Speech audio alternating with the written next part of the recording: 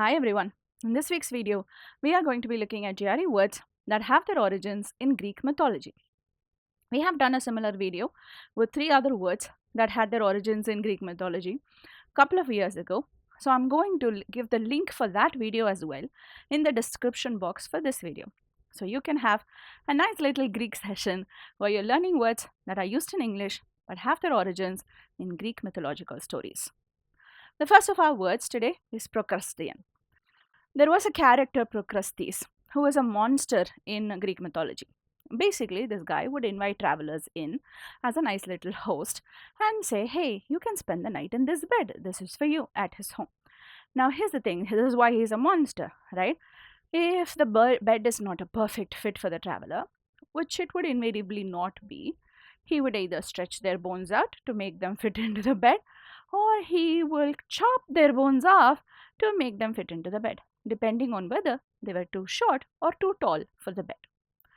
Pretty gruesome backstory, isn't it? But the word Procrustean, specifically the idiom Procrustean bed, has evolved to mean standards that you are arbitrarily and violently enforcing on someone.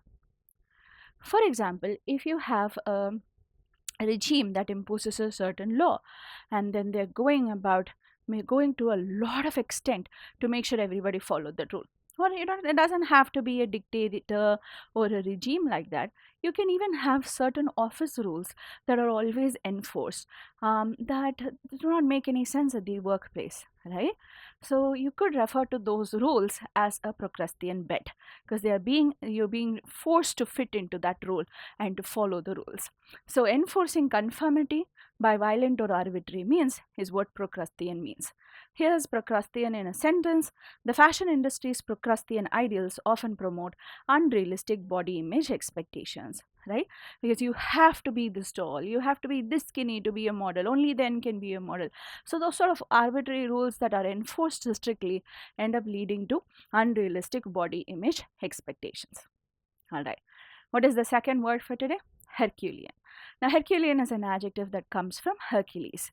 Now, Hercules is actually the Roman mythological name for the same character. In Greek mythology, Hercules was called Heracles. Now, Hercules was basically someone he was Zeus's son, and he was a son that Zeus had not with his wife Hera, but with a mortal woman. So Hera was not particularly pleased with that. They named him Heracles after her in order to sort of pacify her, but because of different reasons, they say that Hera made him go mad. He committed murder when he was mad, and as a penance, he decided to serve under a king. Now, this king said, here are 12 labors that you have to fulfill, Hercules, in order to receive your penance, in order to absolve yourself of the crime that you have committed. So the 12 labors, each one more difficult than the previous one, were completed by Hercules. In this one, he is killing the Nemean lion, which was a monster in Greek Roman mythology. That was the first of the 12 tasks that he has to perform.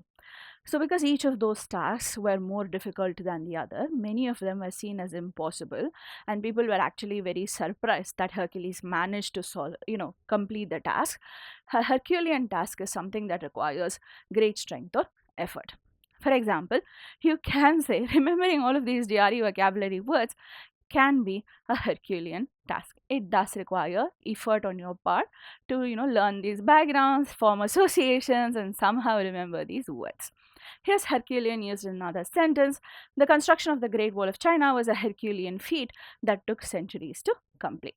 Right? Something that takes a lot of effort, a lot of strength.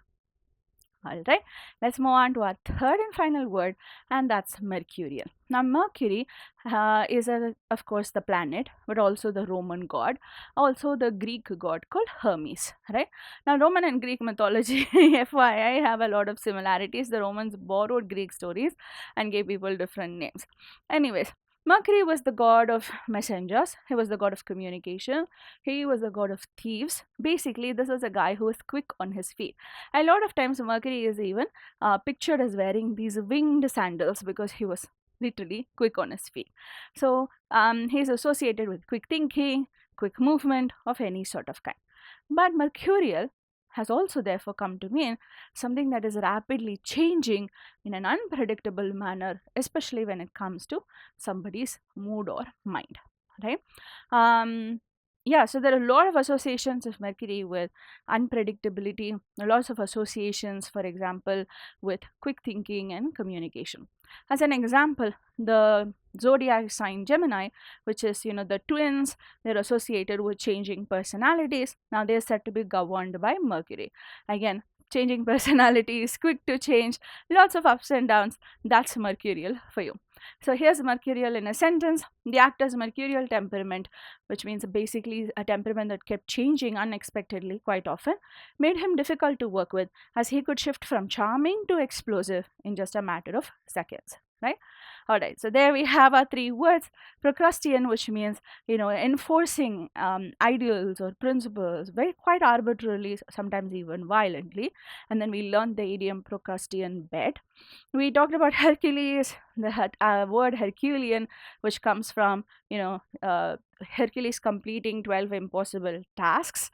And then we have Mercurial, which comes from Mercury, the god of, being quick on your feet. I do have a bonus practice question for you. So here's a text completion question with 2 blanks. When you have multiple blanks and text completion, you have 3 options per blank.